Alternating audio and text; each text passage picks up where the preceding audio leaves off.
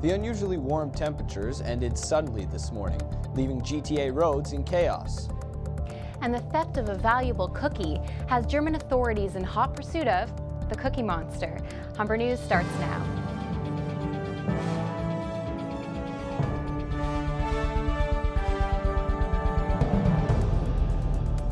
Hello, it's January 31st. Welcome to Humber News, coming to you from the Broadcast Center here at North Campus. I'm Mark Mullen. Thanks for joining us. And I'm Laura Booth. Ahead on our show, we have all your news and sports highlights, as well as your 5-day weather forecast. But first, our top story. A drop in temperatures that created icy roads was just one of the problems commuters faced this morning. There were numerous accidents and road closures all over the GTA. Julia Frazina has the story. It was a difficult day today for commuters. Heavy winds and snow squalls slowed traffic right down, causing an increase in road accidents. Wet roads became icy as the temperature dipped below the freezing mark early this morning.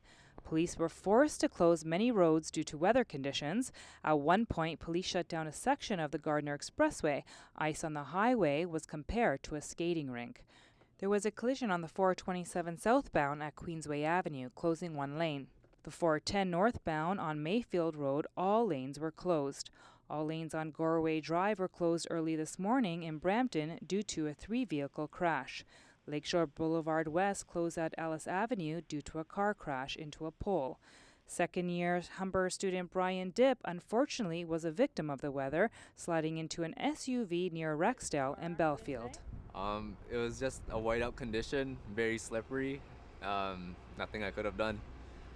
Constable Park from 23 Division says on days like this, people need to be more cautious. To the weather today, it is very poor out here, so we do recommend that any drivers out here use due diligence and also just take their time driving. As you can see yourself, the weather conditions are quite bad out here right now. And for all you commuters out there, please remember, drive slowly, give yourself extra time, and most importantly, be safe. Julia Frazina, Humber News.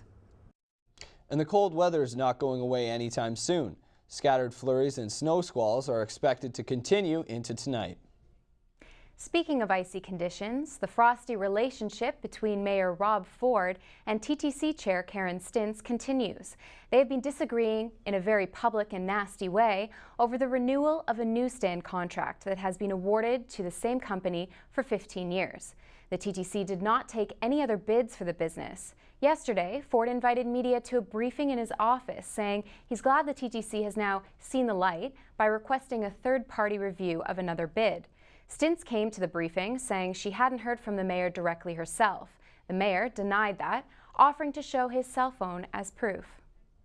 Premier designate Kathleen Wynne and her cabinet will be sworn into office on February 11th. She and outgoing Premier Dalton McGuinty met with Ontario's Lieutenant Governor this morning to formally transfer power. So far, Wynne has said little about who will be included in her cabinet when legislature resumes on February 19th. It will be the first time the minority Liberals face the opposition since McGuinty prorogued the legislature nearly 4 months ago.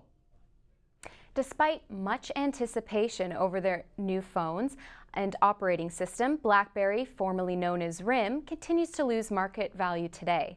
Shares dropped 7% just minutes after markets opened. This after stocks fell about 12% immediately following yesterday's launch. Reactions to BlackBerry's new Z10 and Q10 phones have been mixed. New York Times tech columnist David Pogue apologized for previously predicting the death of the company, writing that BlackBerry is no longer an incompetent mess and its doom is no longer assured.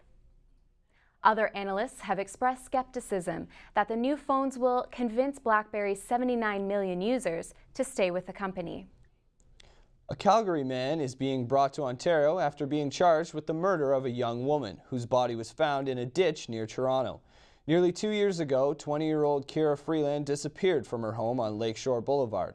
2 months later, her body was found by joggers in Caledon, Ontario. OPP say the victim's former roommate, 35-year-old Christopher Andronakos, has been charged with second-degree murder. When we come back, we'll have more news from around the country and world. Samantha Martin will have your sports news. And as you saw in Julia's report, we've had some wild weather today. Katie Boyven will tell us more when we return. You'll want to bundle up today as the winter weather is blowing back in and fast as temperatures dip back down below freezing. I'll have your 5-day weather forecast after the break.